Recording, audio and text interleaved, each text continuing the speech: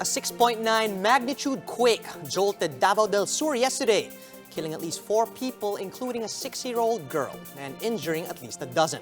Some structures also collapsed because of the strong tremors. That destructive quake was also felt by President Rodrigo Duterte and his family, but the palace says the Duterte family is unhurt. Right now, PHIVOX is reporting that there are aftershocks being felt in Mindanao. Let's get more on this quake from Jem Avancenia, who is going to join us live right now from Davao del Sur. Jem, how are things over there? How are the LGU responding? How are the local disaster risk reduction office responding to this?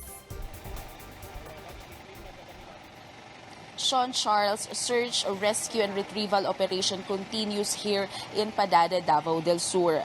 2 dead bodies were retrieved from a 3-story commercial building that collapsed yesterday when a magnitude 6.9 quake hit the province on Sunday.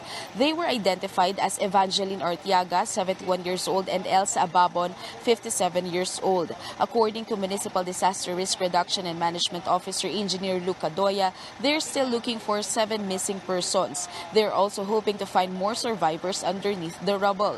6 persons were rescued yesterday and they're currently admitted to the hospital. Affected residents chose to stay in tents because they're scared that their homes might collapse as strong aftershocks continue to be felt in the province. Classes are suspended and authorities are still inspecting other buildings that have been damaged by the recent tremor. The town has been under a state of calamity remains since October because of a previous earthquake.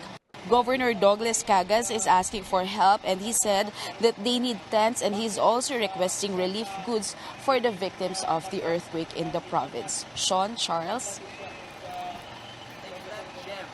Jem Avancenia reporting to us live from Davao del Sur. We also have some pictures and clips from netizens in Mindanao to show how people reacted during the earthquake, as well as the damage caused by the tremors. The tremor leveled this building in Matanao National High School. Most of its walls and outer structure have been reduced to rubble. Some residents also posted videos during the earthquake. As you can see, the ceiling fan and wall clock are swaying. Cable signal and power connections also seem to have been affected by the earthquake. Meanwhile, guests over at this hotel in Davao had to be evacuated during the tremors. And the small goers rushed to exit the premises. Mall displays can also be seen swaying. The quake also damaged this large water reservoir inside the Cotabato Electric Cooperative compound in Matalang Town in North Cotabato.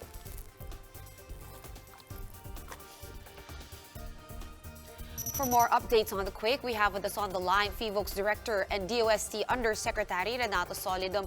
Director Solidum, it's been 6 weeks since the last earthquake in Mindanao. Is it the same fault lines that are being active right now? Last time you mentioned you're watching 5 fault lines. Are we looking at a different one right now or still among these 5? This is a different fault. That's a different fault. It's the Tangbulan fault that most likely moved yesterday to generate the magnitude 6.9 earthquake. It's a little bit away from the Cotabato fault system that moved in October.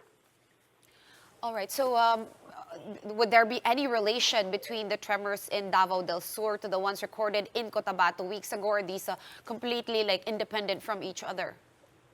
Well, definitely any earthquake is independent, especially so that this is a larger earthquake event.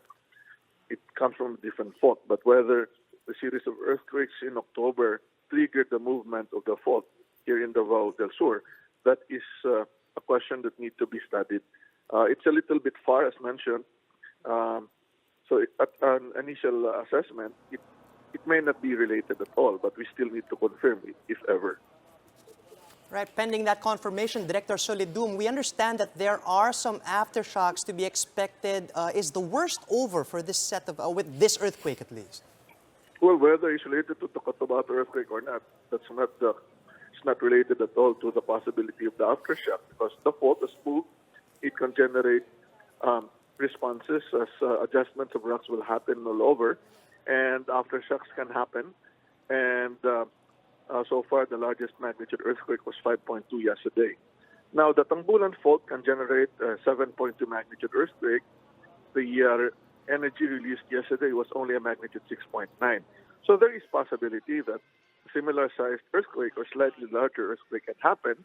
However, the probability is kind of low. But again, just to be definite about it, we don't discount the possibility of a larger earthquake, as the Tangbulan fault can generate a 7.2. However, if we look back at the Cotabato fault system, the Makilala-Malungon fault has almost the same length as the Tangbulan fault and can also generate a 7.2 magnitude earthquake. That has not moved yet. So to really focus on earthquake preparedness, we always say that people must be prepared for stronger earthquake events that may be generated within the region or a little bit further away in Mindanao, but they can still be affected. All right, just before we let you go, Director Solidum, when you speak of a 7.2 magnitude earthquake, how much stronger is that compared to 6.9? Because numerically, it's not that far off.